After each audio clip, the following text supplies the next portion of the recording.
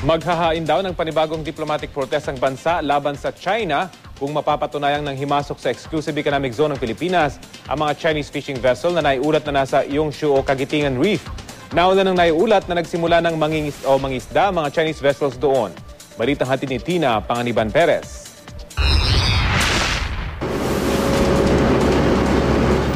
Diplomatic protest ang ihahain daw ng pamahalaan laban sa China sakaling mapatunayang nang himasok na naman sa loob ng tinatawag na exclusive economic zone ng ating bansa ang mga Chinese fishing vessel. Sinabi ng DFA na may 30 Chinese fishing vessel na nasa Yongshou Reef. Sinasabing ito na ang pinakamalaking fishing fleet na dinala ng China sa West Philippine Sea na inaangkin ng buo ng naturang bansa. Ang international name ng Yongshou Reef ay Johnson South Reef. Kagitingan Reef ang tawag natin dito. Kasama sa 30 barko ng China ang isang 3,000-ton na supply ship. Ayon sa DFA, kabilang sa Kalayaan Group of Islands na inaangkin ng Pilipinas ang Kagitingan Reef. Di pa masagot ng DFA kung ito'y nasa loob ng 200 nautical mile exclusive economic zone ng bansa.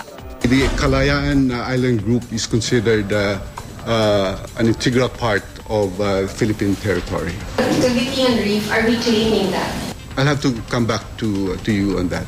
Sa ulat ng government-owned news agency na China Network Television, nagsimula ng mangisda kagabi ang mga fishing vessel.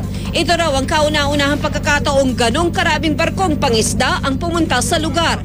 Mananatili raw sa lugar ang mga fishing vessels sa loob ng 5 hanggang 10 araw. If they go to our exclusive economic zone to fish, therefore they are violating our sovereign rights in our exclusive economic zone, where only the Philippines have an exclusive right to exploit, explore, and manage the resources in that zone. We will file a protest. Ayon pa sa DFA, nananatili rin sa Panatag Shoal o Bajo de Masinloc ang ilang barko ng China.